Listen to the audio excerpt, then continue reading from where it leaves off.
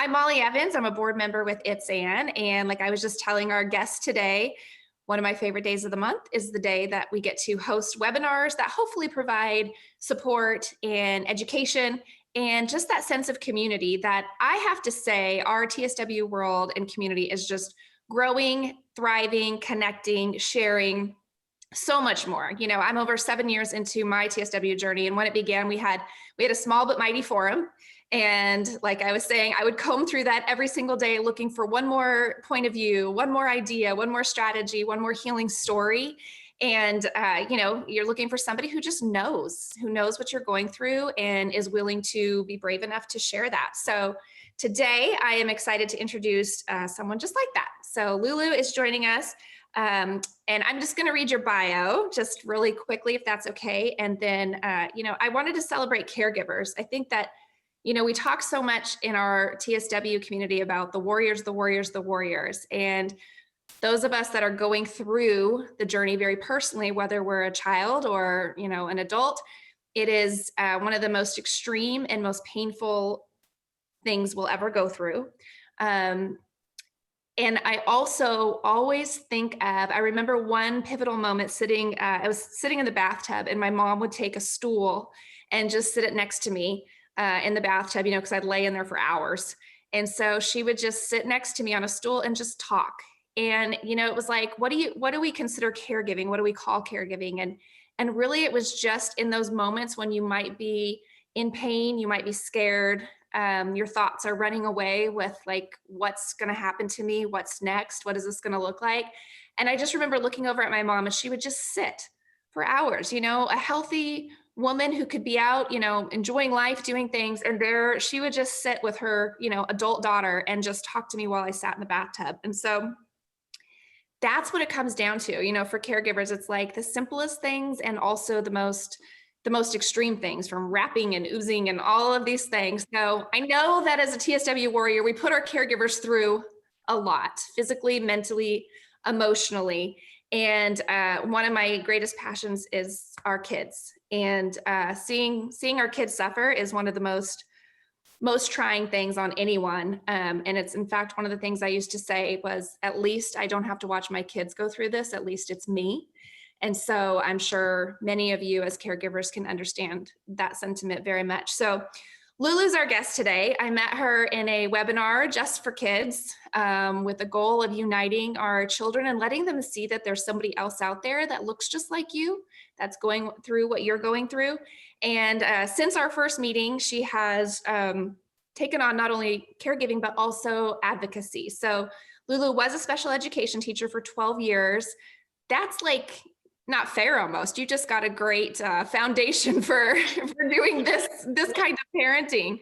You think, but well, something to rely on, right? Some best practices. She says before motherhood threw her for a loop. Her baby's infancy dramatically changed her life. Her son's skin problems started shortly after birth. Within his first year of life, he was bombarded with prescriptions. While eczema and health issues just got worse. So Lulu, you had what I would say is just that intuition, not feeling right about the trajectory of what was going on for your son. She became a stay-at-home mom, focused on healing holistically and naturally, and went through the challenges of TSW. So we're going to get to how it started, where he's at now. But like I said, Lulu is very passionate about supporting families with eczema and food allergies and empowering them to live healthy, intentional, natural lifestyles through whole foods, nutrient-dense whole foods. And she has a website, so I'll stick it up there now. It's called mybabyeczema.com. So make sure you take a look at that. And, of all our caregivers that are out there, we don't always have enough focus specifically on your role in what you're doing. So I really encourage anybody to go take a look at her website and contact her for more support and more information, because, sometimes I feel like we want to go into TSW, we want to get the heck out of it as fast as we can. And so I just appreciate so much that you're taking this story, this journey in the life of your family and turning it into advocacy. because it's not easy to do. Sometimes you want to run from it. So thank you so much for staying with us. So we're going to go ahead and get started. And just a reminder to our community, you guys know this, but I always have to just put the ITSAN disclaimer out there. Anything that we share today is just the personal stories of Lulu or myself. We cannot give advice, protocols, or any of that stuff. So it's all what's worked for us, how it works. And Lulu's here to courageously and bravely share this story so that we might all learn something and grow. So, but please feel free to ask questions. You can ask anything, just know that it's just personal advice that we're giving out. So welcome to everybody. Thank you for being here with us. And Lulu, let's just get started with, thanks for doing this. Thanks for being here, because I know it can be a little bit, little different, a little scary, but I promise you it's very worthwhile. So I asked if you would just kind of give us there is nothing basic about TSW, that is for sure. And I would even say there's nothing basic about eczema, because it's always affecting more than we even know. But could you just kind of give us a basic startup to describe your story for us and your experience with TSW? Yeah, sure. I mean, first of all, I just want to say thank you, Molly, for having me. Before we went live, I was just telling Molly how, this is kind of like my coming out event, because my son, he's going to be 4 years old in actually a couple weeks, and just going through this whole TSW journey, it was very lonely and very, I guess, secluded. I kind of hid from a lot of people, and now, 4 years later, I'm now ready to share my story. And that's partly why I did the website, and I launched it just about a month or two ago, and because it's profoundly changed my life. And so now I'm, kind of paying it forward, and I, to say that I'm passionate about supporting families who are going through eczema or topical steroid it doesn't justify. But I understand the journey, and I'm here to support anybody that is going through this with their child, because this is just the last thing that you want for your child to go through, right, Molly? Absolutely. Yes. But yeah, like you mentioned, there's just absolutely nothing basic about our journey at all. If I can say anything, it's just my son came into this world healthy. I mean, I had a natural birth. I didn't even have epidural. So that's as healthy as he can be. But just to say the least, he just in his first 6 months of life, he was bombarded with so many prescriptions. We saw so many doctors, and it came to the point where, my husband and I, we took a step back and said, he's only 6 months old. How is this happening? Why is he getting more sick? So we really took a step back, and we really asked ourselves, are all these medical interventions are they doing more harm than good? Can I ask you, Lulu, what month was he diagnosed with eczema? Was that his original diagnosis? Yes, he started, he had the cradle cap, the baby acne, and then the pediatrician at the time just said, oh, it's okay. It'll kind of sort itself out. But the rashes kept coming. And so at 2 months, she prescribed us hydrocortisone 2.5. 2 months. 2 months. Okay.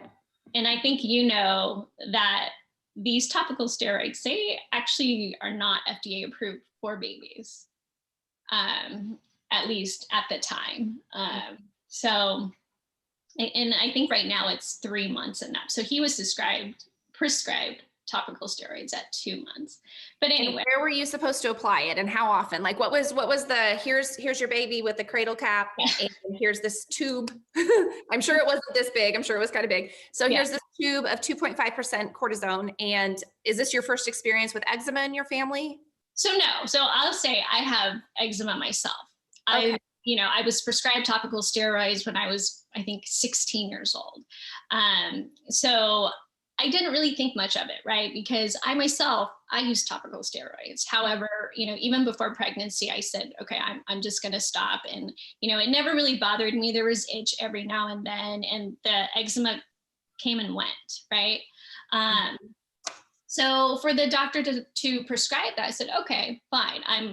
I understand what it is because I on myself.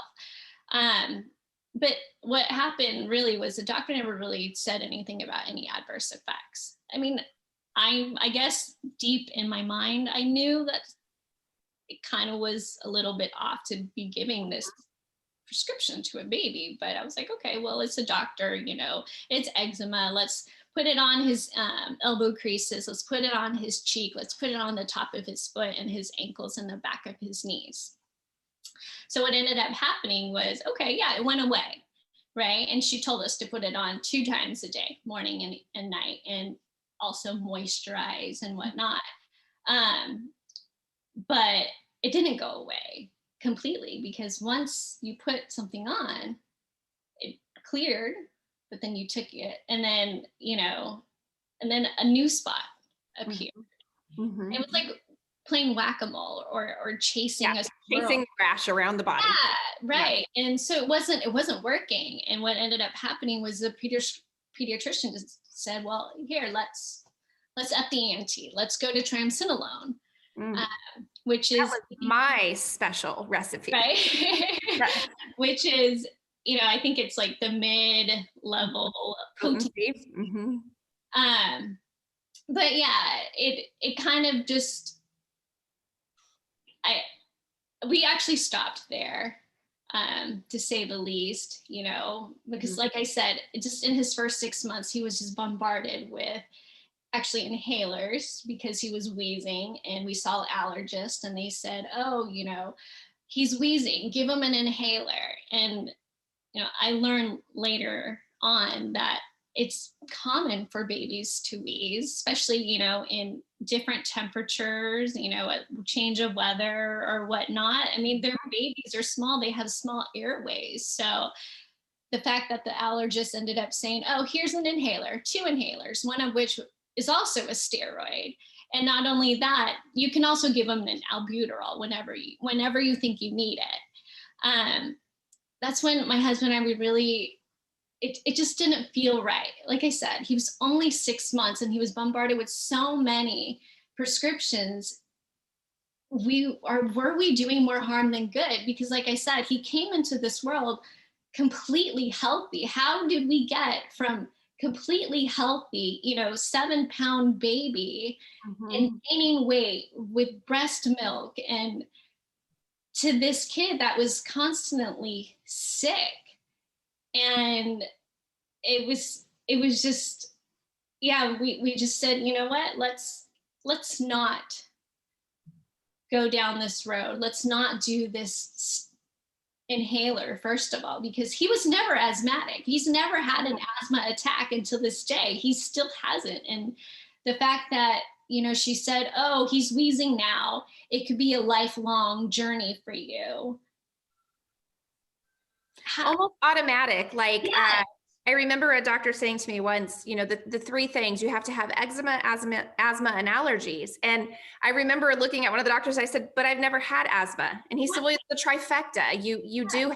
I'm sure you have it because it's the trifecta, and you have allergies and you have eczema, so you must have asthma. And I was like, but I don't have asthma. Yes. Kind of like at 6 months old, taking this brand new baby and just saying, here you go. This is your trajectory. Yeah. And that's just the way it's going to be. And so my husband and we weren't going to accept that at all, and we did not want to give our son this life sentence of being dependent on topical steroids and inhalers. And he was only 6 months old. It just did not feel right at all. So, and were the warning signs to you that he wasn't getting better, that it was just kind of like you were suppressing it and it would come back? Is that what was starting to hit your gut? Like something here is just not right? That's absolutely it. He was just getting even more sick because, like you mentioned, and, I come to find out later that obviously topical steroids is an immunosuppressant. And, everything kind of just like started clicking for me when I was doing research about everything that was happening to him. I mean, first it was the topical steroids. His immune system is suppressed all the time because we were putting on this topical steroid for 4 months straight before we took him off. There was not one day that we had stopped. And, I don't ever blame the doctors, because as a parent, I have to say, well, I don't know what I didn't know. And after doing all this research, I ended up, if anything, if whatever the audience can take from this today, it's just do your research. And just, you can, obviously we need doctors in our world, and but take what they tell you, take their recommendations kind of with a grain of salt, and do your research as well, and think of it, like I said, I'm always going to go back to, is medical intervention, is it doing more harm than good? Mm-hmm. I know for my son with the topical steroid, the start of just using topical steroid, it ended up doing him more harm, which is obviously why I'm sitting here, in front of you today, Molly, because it started with that. Yeah.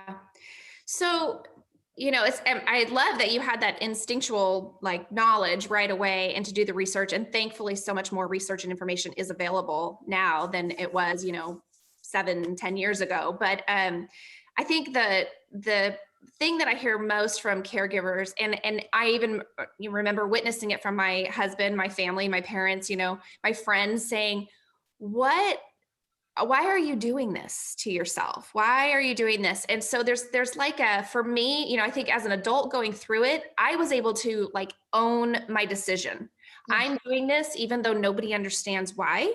But as a parent, and especially to a young child, I think so many of our parents in the ITSAN world, I feel for them so much, because you're wanting to do the best for your child, but at some point, how do you garner the confidence to go forward with something like topical steroid withdrawal? I mean, it's one thing to say, I don't like the treatment, I don't believe in it, I don't know that it's working, it scares me, but the reality is, we do trust the doctors for their expertise and their background, and there's so many different pharmaceutical options. So how do you take your little boy home and have the confidence to not do what the doctor is saying to do? I mean, how did TSW start? Did you find it first?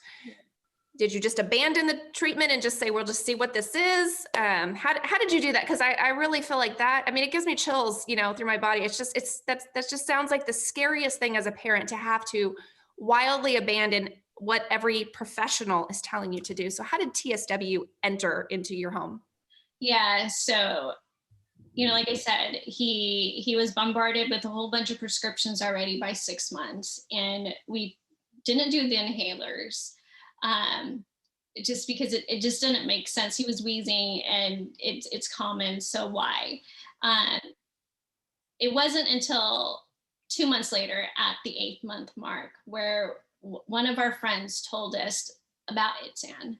He himself, he was using steroids for 15 plus years, and it came to the point where he actually ended up going to the ER to get steroid shots just to get the relief.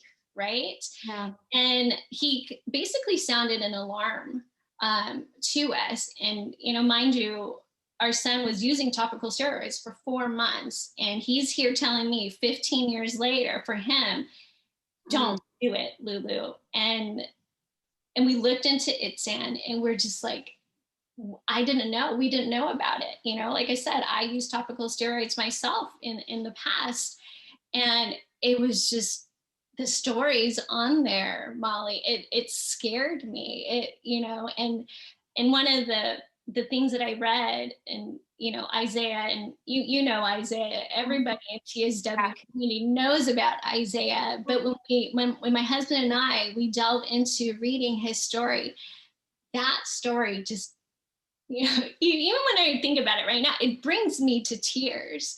Mm-hmm. And and I was just so afraid that we were going to go down that trajectory of just, I mean, my son, he flared head to toe like Isaiah did, but just what Stephanie did, Isaiah's mom did, was just incredible. And, and my husband and I, we just said, if she has the strength to do what she did, we really need to do this for our son. And because we're not going to do the, inhalers, we're really going to bring his immune system and his body back to a balance. And in order to do that, we have to take him off of this topical steroids, because it seems like he's already gone up another level in potency. Right. And here's our friend that's warning us. That's just the trajectory that was going to happen if we continue to listen to the pediatricians and the doctors at the time.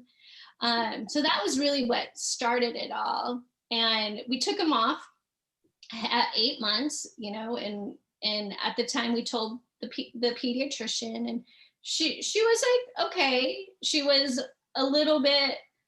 supportive in a way. But at the same time, she was kind of cautious, because eczema, that's the number one thing that you do. You treat it with topical steroids, there's no cure. There is no cure. So that's the other thing that you have to think behind, in the back of your head. There's no cure. So you're just treating the symptoms. And then what? Right? Like what's causing all of this? So I ended up, my husband and I, we made the decision of not doing topical steroids against doctors' recommendations, but just knowing that there was a community out there, knowing that there is ITSAN, and that there are babies and kids and adults that are going through this. So I wasn't going to be alone. But it was hard, because at the very beginning, I was kind of 1 foot in and 1 foot out.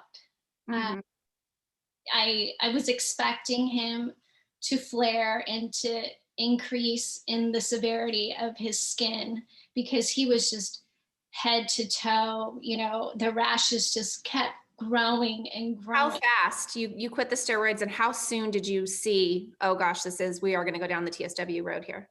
So what happened was, and it was so naive of me to think that we can still go on with our day-to-day life. It happened during the summer when I took him off of topical steroid. So, me being a teacher, I had to go back to work, a month or two later. He was in daycare. We put him in daycare, and we told the caregivers, and, and she was great. And, keeping him moisturized and putting on all of these other moisturizers or whatever that we can find, because it was also a trial and error at the same time with him. But what ended up happening was, one day, I think he was about 10 months now. So 2 months topical steroid free, right? He was in daycare. The next day was a weekend. It was Saturday. He had a fever. His body started developing these rashes just everywhere. I mean, it wasn't even rash. It was rash with the combination of blisters and ooze and pus, and it was just gradually growing all throughout his body. And my husband and I, we didn't know what was happening. We took him to the ER, and they were just running tests, or actually they didn't run tests. My husband and I, we pushed for them to run tests, because what they ended up doing was, it's just a skin situation. It's some kind of infection. Here's some antibiotics. Here's some more topical steroids. And we didn't have a choice by then, because, we weren't using topical steroids for 2 months, but his body was just, I can't even describe what it looked like, but just totally different than eczema. Yes, exactly. And Yeah, and so his body was just head to toe ooze and blisters, and he was lethargic, and he was running a fever. And the first line of defense, again, the doctor said, okay, well, this is some kind of skin issue. Let's put on more topical steroids.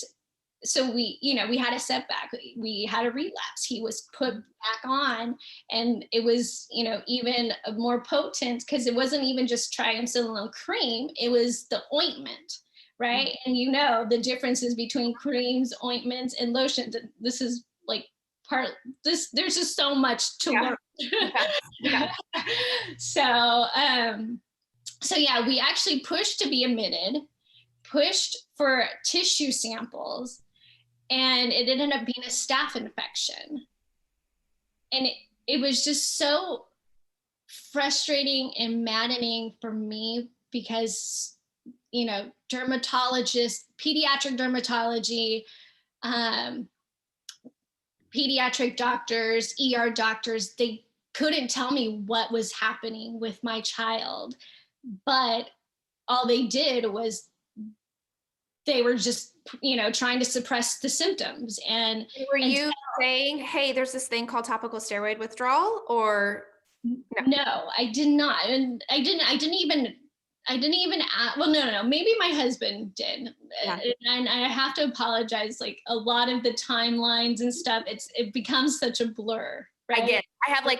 I miss total memories. Yeah. And all of this. I'm like, I don't remember that. Yeah. Right. So my husband, I'm sure he ends up, mentioning that, hey, he does have severe eczema, but that's part of the maddening situation, is that they don't even look into his history, and they don't necessarily ask, well, this is his skin, does he have eczema? What's going on? But yeah, it's just the fact that it was a severe staph infection. And they couldn't pinpoint it until the test results came back. But anyway, that was when he did that, when that happened to his body. That was when my husband and I said, obviously, I can't work.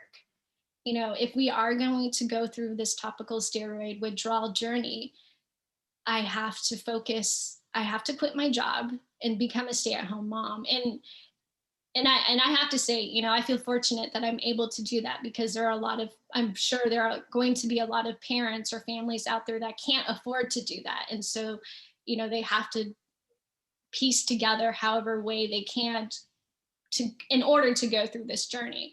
But just from that moment alone, when we came home, and my husband and I, we just said, I have to quit.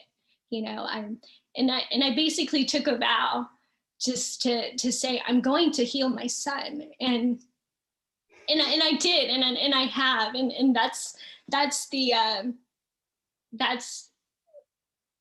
I'm just, happy to say that he is in a way healed from topical steroid withdrawal and the red skin syndrome. But it took a lot, just even at the beginning, and we haven't even got into the nitty-gritty. Yeah.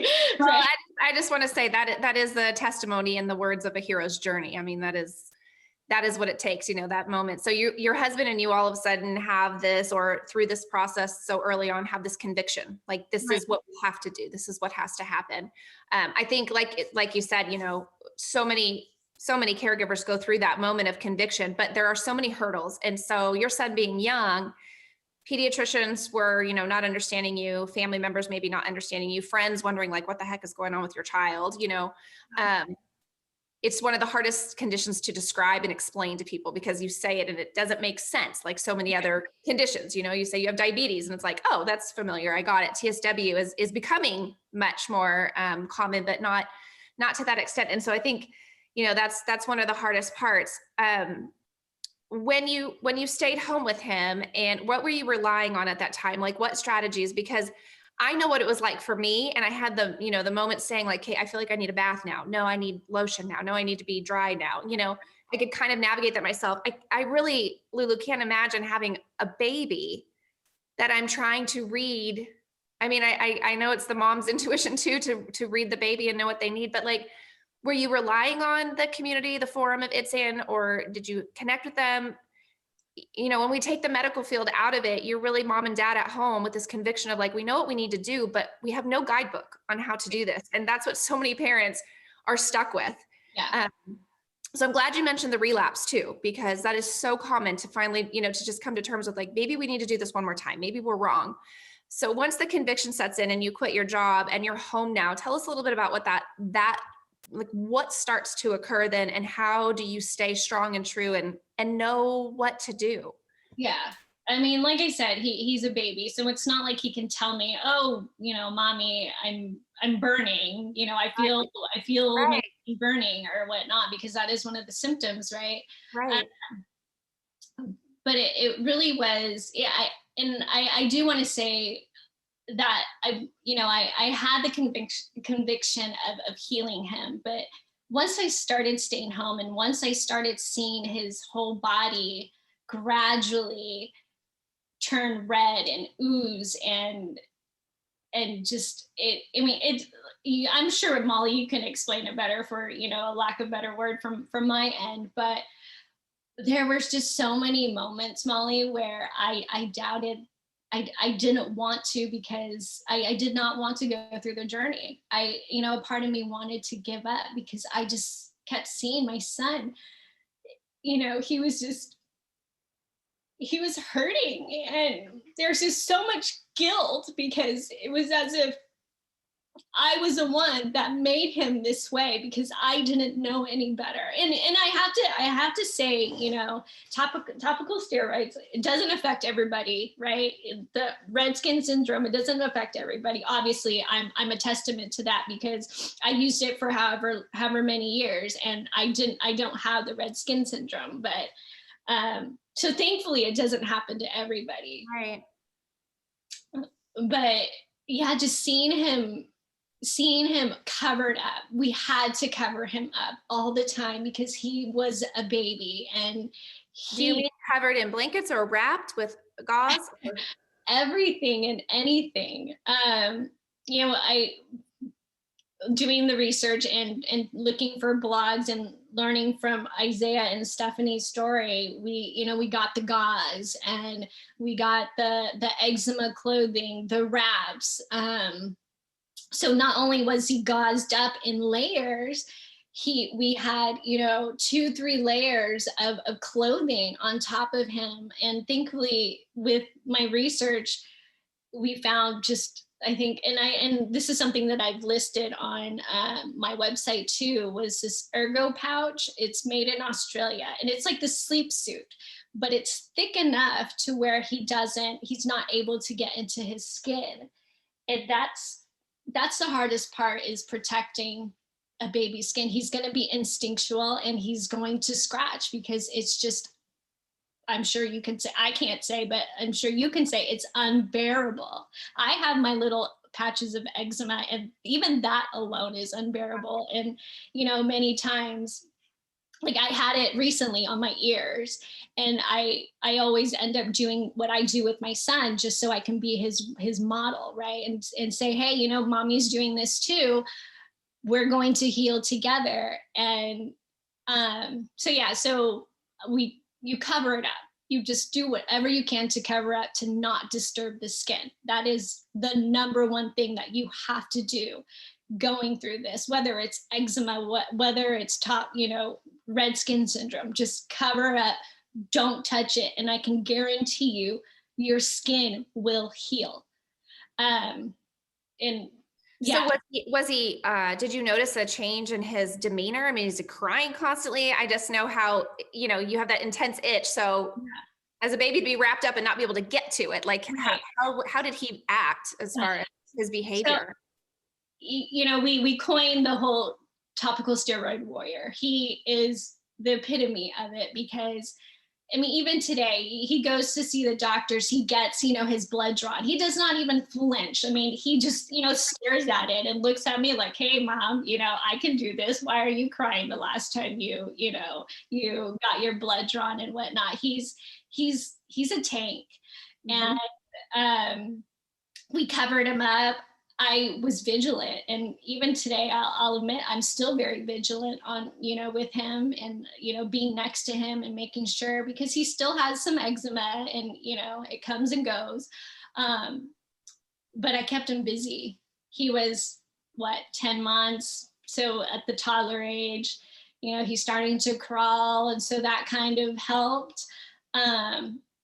But this kid, I swear, he has the best fine motor skills of any kid that I know. And, going back to my whole education, I, mastered in early childhood education. I mean, this kid can draw like the most intricate mazes because I just kept him busy.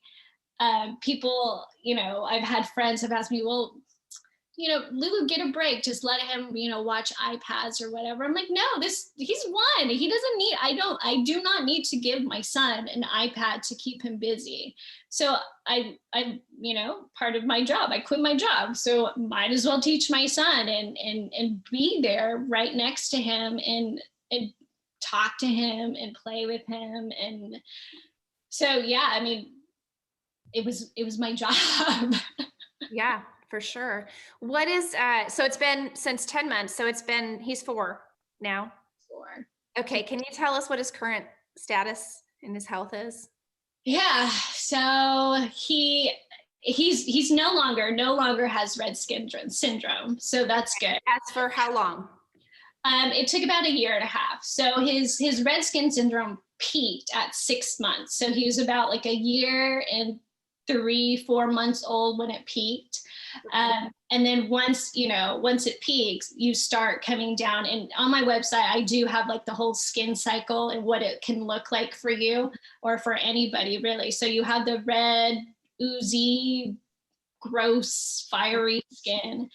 And then once that dries up, you have the dry, flaky, your skin's going to start falling off and it's going to be like snowing and you need to have a vacuum all the time. And then after that, your new skin will gradually just appear while your old skin falls off. So when he peaked, we still kept him covered, and it took about 1.5 years, maybe 2 years. So I want to say 1.5 years. But it would be 2 years, including that relapse in the ER. Okay. And he still has a residual eczema, unfortunately. Is it in the original? Where is it now? Is it in an original spot or? So before I mention that, I do want to say his whole body has cleared. Every part of his skin has become baby smooth, right? However, like my skin, if I get irritated enough and I keep disturbing my skin, it's not that eczema appears, it's that you scratch it enough, and then it's that itch scratch cycle, right? The more you itch, the more you scratch, the more your skin gets inflamed, blah, blah, blah. It's exactly how it is for me and him. So the more we disturb our skin, the eczema appears. So it's not like eczema appears first and then you scratch and then it gets worse. It's the other way around first. I don't know how it is for you. Yeah, exactly the same. I feel the itch if I go after it. There's a lot of, and I'm wondering that for our kids too. There's so much of the, it's a mental thing, like today I'm a little itchy around my mouth. We were out at a pumpkin patch, the hay, the irritants, the mind starts going in the monkey mind of like, oh, the hay's bothering me. Okay, I'm getting itchy. Okay, I'm sweating a little bit. Don't itch, don't scratch. And then when I do scratch, I have learned how to be very gentle. And so caregivers, to children, it's like, how do you control that? How do you teach a 3-year-old not to tear their skin off, or an 8-year-old, not to rip at it?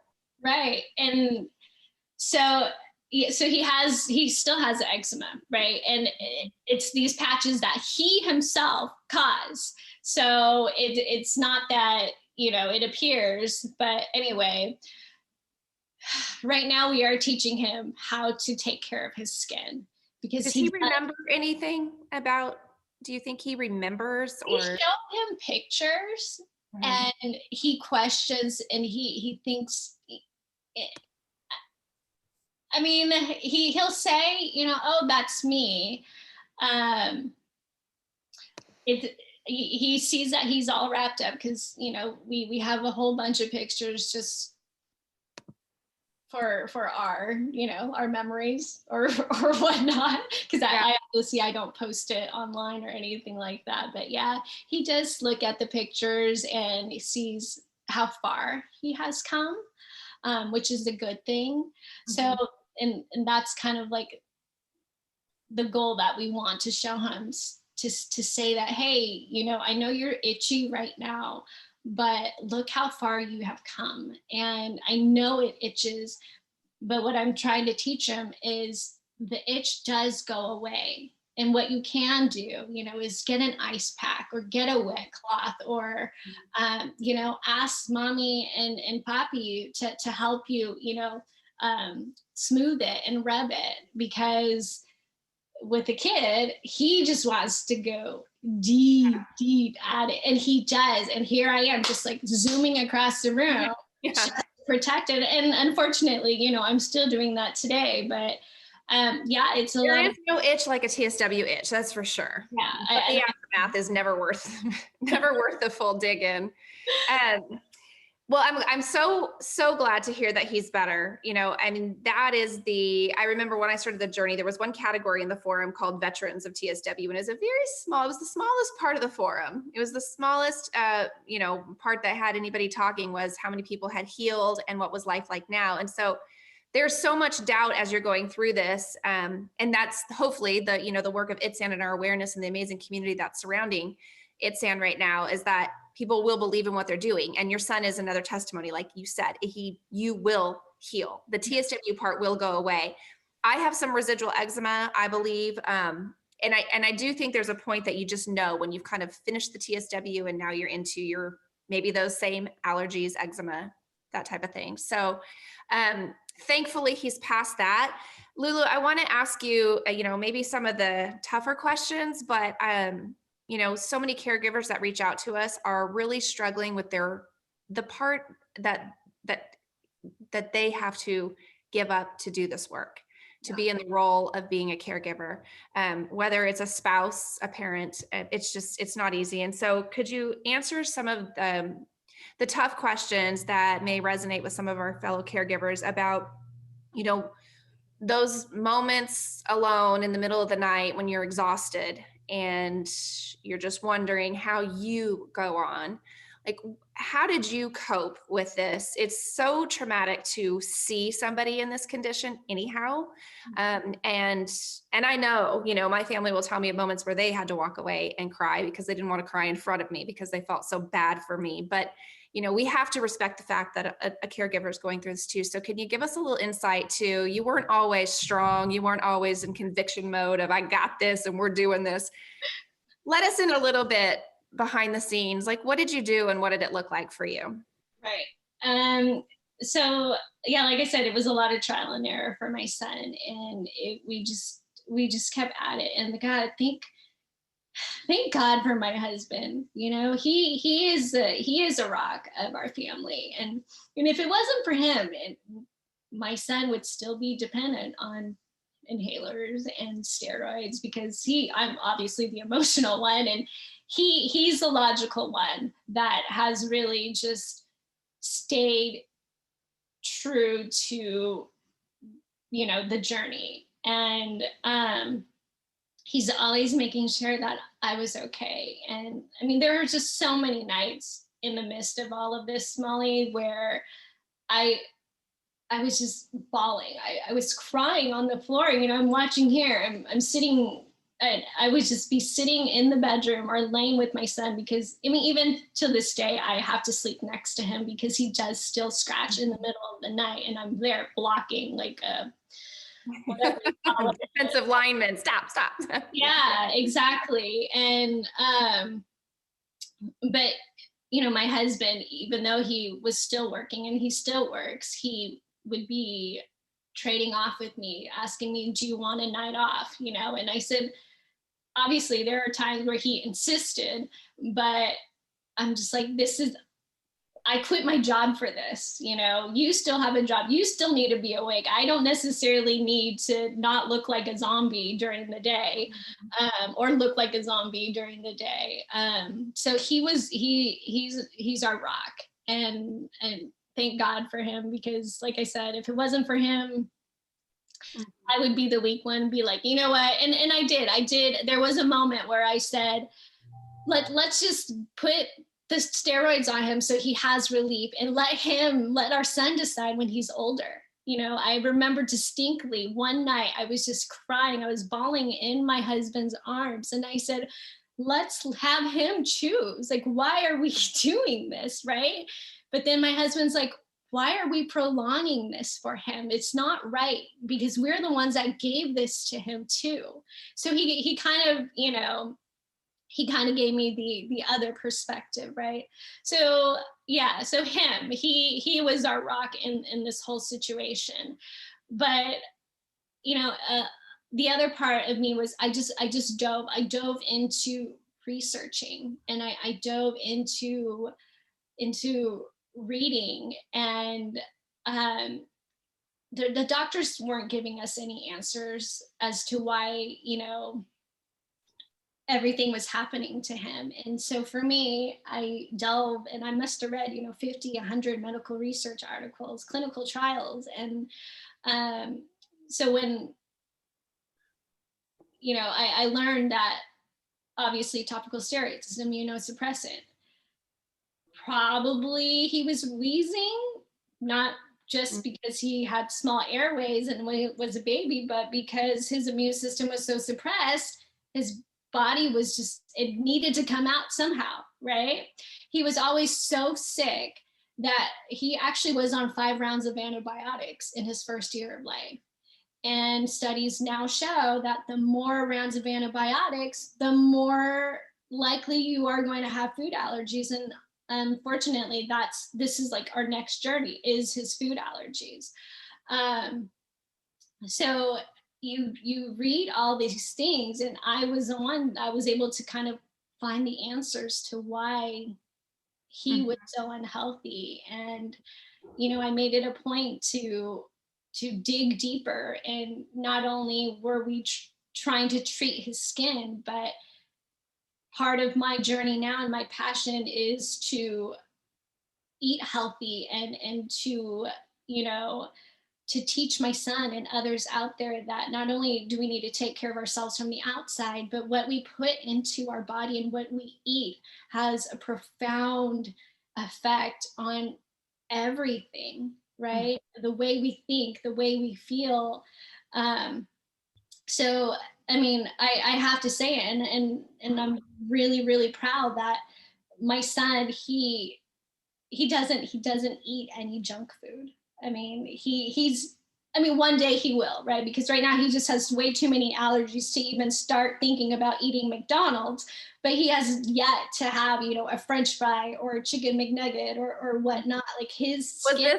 Was this natural, holistic, intentional eating? Was this part of your life before? No, not at all. Yeah. No, not at all. I mean, when I was pregnant, you know, I ate healthy, you know, I stay away from sushi, whatever, with all the things that you would, you know, hear. But I never thought about, you know, always eating organic. I never thought about the products that I was putting on my body, right? It was just, oh, let me just get this, whatever is over the counter. But now I am so intentional about everything that comes into this house. And it's just, I just went down this rabbit hole of changing our complete lifestyle. And I, fortunately and unfortunately, I have our son to thank, right? Because if it wasn't for his personal health issues that may or may not be my fault, right? We wouldn't be here today. And I have to say, our family, my husband and I and our son, we rarely get sick. You know, you know, when we get our blood results, it's like top notch. You sound like you have turned guilt. So many caregivers carry guilt about how this journey started, but it sounds like you've turned guilt into gratitude to see the positive side of it. And you've also come through it. Do you feel like that's true, that you've been able to let the guilt go? Yeah, to a certain degree. I mean, there's always going to be a small amount of guilt or whatnot in me, because like I said, I do feel like it is our fault that we didn't know any better, and we were just kind of naive in it all at the beginning until it, for lack of better word, it kind of shit hit the fan. And so, I was part of my healing journey is to be able to turn all of this negativity, and there was just some really dark moments in my motherhood journey with our son. And not only was I going into the whole research that helped, but I read a lot of books. And one of the books that I read, and I mentioned it to you before in our initial webinar, was reading the book called A Man's Search for Meaning with Viktor Frankl. And it's a psychiatrist who lived through and survived the concentration camps. And for me, when it's a short book, and when I read through that, it kind of put things in perspective for me, and saying, in the sense that he himself, he lived through, one of the worst tragedies of our lifetime. And he's able to come about this and, do something about it and share his journey. And so for me, I put it in perspective and say, even though for me, this has affected me so much, for my son, though, it's such a short part of his life. And if I'm able to change the trajectory of his life into something better, and if I'm able to come out from this, from a really, really dark place, right? Because, I mean, there were moments where, kind of going off tangent here, giving him a bath or changing his diaper was always a two-man job, Molly. My husband would be holding his arms or trying to keep him busy, and I'm racing to, change his diaper because his legs would constantly just be rubbing against each other, or even in the bathtub too. And he was in pain, he was itching, and he didn't have any other way to show it. But yeah, so for me, I had to read and kind of get myself out of this negative mindset in my life. And thankfully there were books out there. And because yes, you had asked me a question, were there people around me? What did we do with family? And there was one point where I kind of shut them out because they didn't really understand what was going on. And I did not have the energy to explain because I didn't sleep. Even to this day, I have not slept a good night's sleep since he was a baby. And I just did not have the energy to explain to people what we were doing and why we were doing things. And now, obviously, I'm in a better place, and I do want to take this opportunity now that my son is better, and now that I've learned so much, to relay what I've learned and support anybody, really, any parent out there that is going through this, because it's tough. I'm not on Facebook. I was on it for a short amount of time, specifically for TSW and for ITSAN. And I did find a mom who coincidentally lived 10 minutes from where we used to live. And so when I met her and was able to kind of connect with her, that helped as well. And then I deactivated Facebook, and I haven't been on since. But so now, I'm building this website. I've actually created a community that is on Discord, which is all about, privacy and whatnot. But on Discord, I'm sharing, information about not only eczema, TSW, but also food allergies, because like I said, this is my next journey and my next hurdle in our life, right? But is all of that on your website? that Yeah, information, how to to become a part of that community. Okay. absolutely. And I'm on there. It's just become my passion because this has just been my life for the past 4 years. And I'm in a good place and I'm ready to. I think it's part of the healing, when your trials turn around and become part of your next step in your journey, especially knowing that there's so many people out there that might feel exactly like you. Right. We know that there are so many moms and dads and parents and caregivers that are going to wish for sleep tonight and stay up. And, when you did the visual of like rubbing your arms together, like his legs are always moving, as someone who's always had a skin condition, eczema or TSW, it's almost a little bit neurotic. You're always aware, you're always aware something's crawling, moving, feeling, itching, which one I think is like you were saying, your son is so intelligent. And I swear, I say all the time, I'm like, it just keeps us very alive all the time. Yeah. But I know, I just can't imagine watching somebody else go through it. I have to watch myself sometimes to calm down, to watch your son go through that. It's just, there's just moments when you say 2 people to give him a bath, 2 people to change his diaper. I mean, that is a toll that's just not normal. It's not normal. What advice would you give to, I know you didn't have to deal with the school part of this, but I just want everybody to know too, that we have so many resources up at ITSAN.org about how to navigate caregiving and parenting through schools, how to advocate for yourself, for your child. And Jolene McDonald, who's one of our board members, is an absolute angel in her journey with her son as well. And so I just want to make sure everybody knows that if you're getting to the place of, people not trusting your story, not believing in it, you can always go to itsan.org or reach out to info@itsan.org and through email and find some support, because there's a whole nother hurdle once you start to get into schools, into public, systems, where you have to really kind of fight for your cause and what you believe, because most people are going to go totally against it. And a child going through TSW or going through eczema in school, like, doesn't always look normal. When recess is too sweaty, or they're itching while they're in their chair, or their skin's falling off. I mean, there are so many things. So I just encourage people to make sure they look up those resources as well. You're not alone in that. And many, many parents have already chartered that territory. Lulu, what advice would you give to a caregiver tonight who's maybe in the stage that, one of those worst moments with the itch?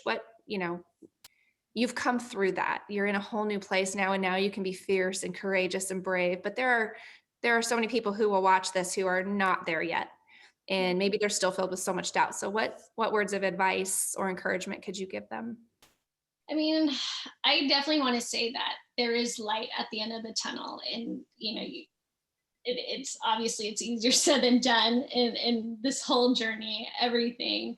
But just that, for me at least, I'm here to support you. You can find me, on my website, on my Discord channel. I'm there. If you message me, private message me, whatever it is, you can email me too, at lulu@mybabyeczema.com. I'm here for you, and just know that you're not alone. And I totally get what you are going through. And that's the hardest thing, during the middle of my journey, is not finding enough moms or enough families that understand, because part of it, you have family, you have friends, and they mean well, and they want to empathize or they want to sympathize, but there's no journey like a TSW journey. It's on a whole nother level, right? Mm-hmm. There's a research article out there that says eczema, a parent dealing with eczema has pretty much the same amount of stress as a parent who has a kid with physical or mental disability. And it's true. If anything, it might be even more stress because you're not sleeping. But just know that you're not alone. And from the bottom of my heart, and I sincerely, it's coming from my heart to say that I am here for you. You're not alone. Contact me, please, because for me, I know it helps. And like you mentioned Jolene. I met her when I met you, and I recently, started emailing her maybe 6 months ago. And even though we're both at the tail end of our journeys, it's just to have that connection from the journey that we have gone through as a mother, as a caregiver. It's on a whole nother level. And I'm so thankful for her, because like you mentioned, there's a lot of resources out there when it comes to a kid in school. My son, he's not yet in school yet. He has a late birthday, so he's kind of a year behind too. But can I put him in school right now? I hesitate, not only because is he still itching and scratching, but because he has severe food allergies. And thankfully, and it didn't even occur to me until Jolene mentioned it, is there are 504 plans out there. As a special educator, I'm like, duh, that's my You'll be able to speak the language too. Right. That was my life for 12 years. Why didn't I think of that? There are options out there. It is absolutely, your child can go to school. You just have to put the system and the documentation in place. Mm-hmm. So yes, there's resources. I'm here to support you. It's a hard journey. Mm-hmm. That's the least, amount of words that you can say when it comes to describing. It's indescribable. But you can get over it. You just have to have a conviction and the heart and the drive to know that it will end. Mm-hmm. And I was naive. I thought, he was on it for 4 months straight, and 6 months, right?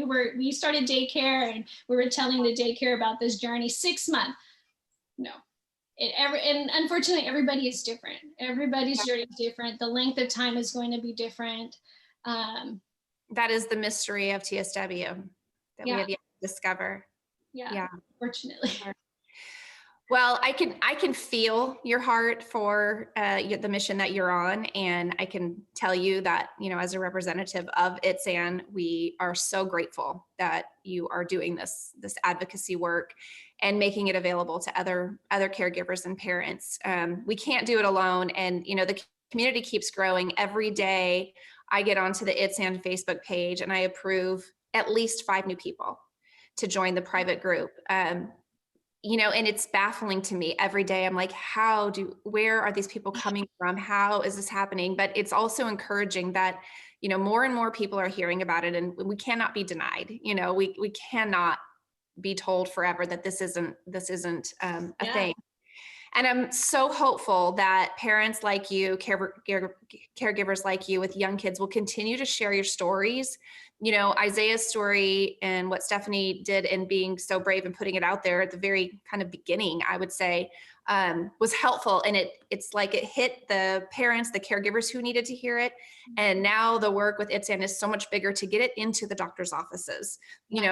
Go in and tell pediatricians to look up itsan.org, have them go to your website, let them know your story, because we know, because we're experiencing it, but we need our medical professionals to help us prevent any other child having to use these topical steroids for something like cradle cap or, even eczema. And unfortunately, they are usually the first line of defense for eczema. But you really hit on some key things, which is, healing versus suppressing, trusting your gut, knowing that something wasn't right. The trajectory of your son's health just didn't seem to be going right. And, I think that's just huge, but also so encouraging for parents. Like, listen to what you know. And as adults, if you're a spouse helping, a spouse go through this, or a parent to an adult going through this, trust what their journey is, and it's those simple questions of like, do I stay on this forever? Do I ever heal? How come it gets worse? And I know there's one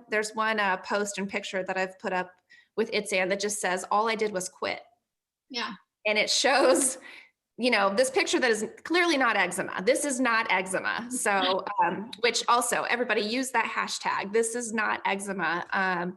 Because it's so different. And so, right away, like, this wouldn't be happening. This is not what we started with. So how do we have this side effect now? But anyways, I just want to say thank you so much, Lulu. And people can reach you through your website at mybabyeczema.com.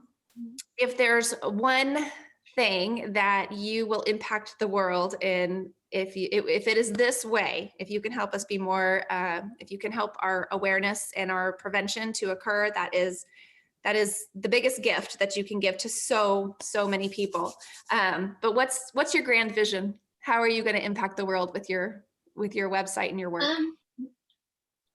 Well, yes, not only am I going to continue to, share more on my website, because I'm working on this whole section about health and healthy eating and the differences between food allergy and food intolerance and food sensitivity, because I actually got I had a personal experience with my son recently about that. But yes, just to continue with my website, with supporting families and moms or whoever that end up joining my Discord allergy fam channel.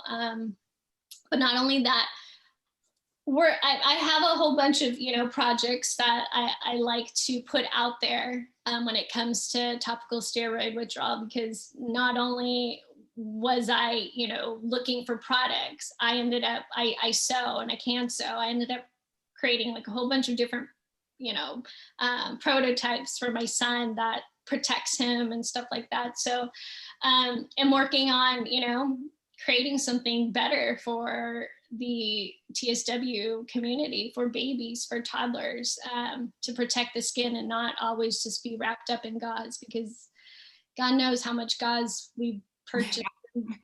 Yeah. So yeah, just I really like I said, I'm really passionate about this, and unfortunately there's so many kids and babies and adults that have been affected by this, simply because that's just the first line of defense. When it comes to eczema. And hopefully I can be a voice, kind of like Isaiah or even Cara and yourself, right? But yeah, just be a voice out there, just to kind of give that little, be the little bug in parents' head that, hey, maybe you don't want to put topical steroids on, because there are adverse effects. Yes, like I said, it doesn't happen to everybody, thank goodness, but it does happen, and it shouldn't happen. And I think, ITSAN is doing a really good job. And I saw the one video about, what is it, going to the FDA and reporting the adverse effects, right? And I personally, I did that too. I was like, yeah, let's do this. We need to put that black box. Good, yay. All these topical steroids, because people need to know it's not just a cream, it's not just a lotion, it's not just an ointment. There are significant effects to this. And in the end, I'm here. Yeah, I'm thank you for doing that too. And I want to be here. I want to be here to help and to support all the parents out there, because it's a tough journey. And hopefully my son will never remember this. I don't know. I'm sure he will, because I won't let him forget about what I've gone through. He owes you dinner or something when he's an adult. He owes me a lot of home cooked meals. That's what I can say. That's right. Well, Lulu, I thank you so much for taking the time to be with us and to share your story. I just say keep doing what you're doing, because you don't sound nervous or anything like that when you share your story. You come across very gentle and genuine. And so it's very comforting to see. And just remind everybody to go to ITSAN.org if you are looking for resources, and also to mybabyeczema.com for any kind of support that Lulu can give you as a caregiver. So we wish you all well. And I think I say almost every time I finish one of these, if you're in the depths of TSW right now and you're looking for support, help, health, just know that the community is large, it is growing. There are so many veterans who have gone through this. To have Lulu show us another child who has gone through this, just trust what the process is. Reach out, stay connected, and ask for help. I think there's, we have TSW, and then the state of the world right now is even a little more confusing and uncertain. So never hesitate to reach out. There are so many people here for you that believe in you. And, I'm a testimony. I always like to show my hands and my arms. We've gone through these things that they go away. They go away, and you will heal. So we do wish everybody a night of comfort, good sleep, rest, and less itch. So less itch. Less itch. Yes. Lulu, thank you so much. You're an angel to our group. Thank you so much. And this will be up on our website and also our YouTube channel and our Facebook channel. So tune in there if you need the recatch. And also thank your caregivers. Please say thank you. And if they're little, just have them give you extra hugs, because that's the best thank you ever. It's always worth it. Yeah, always worth it. All right, everybody. We wish you well. Lulu, thank you so much. Stay connected. Stay close to us. Thanks for connecting. Absolutely. Bye, everyone.